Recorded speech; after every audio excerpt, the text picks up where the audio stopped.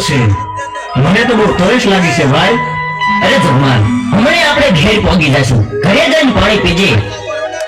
અરે ભાઈ, ઘરે પહોંચાય એવું નથી. નજીકમાં ક્યાંક પાણી મળે તો વધારે સારું.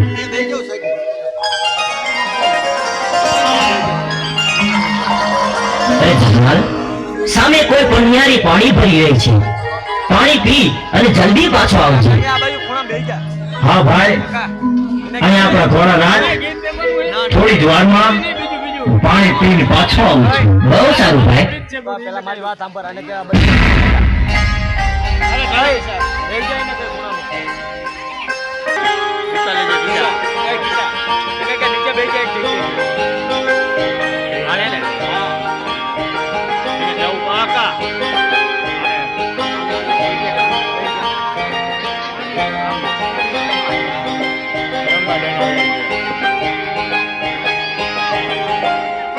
અરે જુવાન, તમે કોણ છો અને આયા હું કરવા આવ્યા છો? મને નો ઓળખો?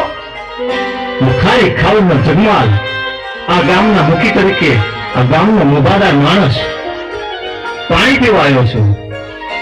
તમે કોણ છો? હું કાળુવેલ દેવી પૂજકની દીકરી ગોમત છું. તો પાણી પાછો?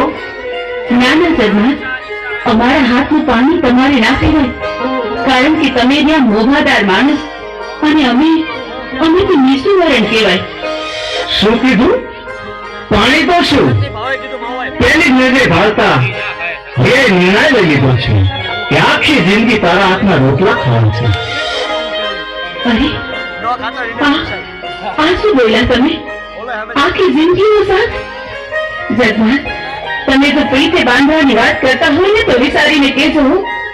જન્મની વાત કરીને પછી પાછળથી દગું તો નહીં દો ને. અરે ગોમત, અમારી હથેળીમાં પાણી આપ, પછી હું પાણી પીશ. હા, આ પાણીના એક ટીપા સાથે હું પ્રતિજ્ઞા લઉં છું કે હથેવાળો મેળવીશ તો ગોમત હારે આ દુનિયાની તમામ સ્ત્રીઓ મારી મા બેન છે. જગમાલ, મારા ભવો ભવના સાથી, મેં તમને પાણી પીવડાવું. તો કે જો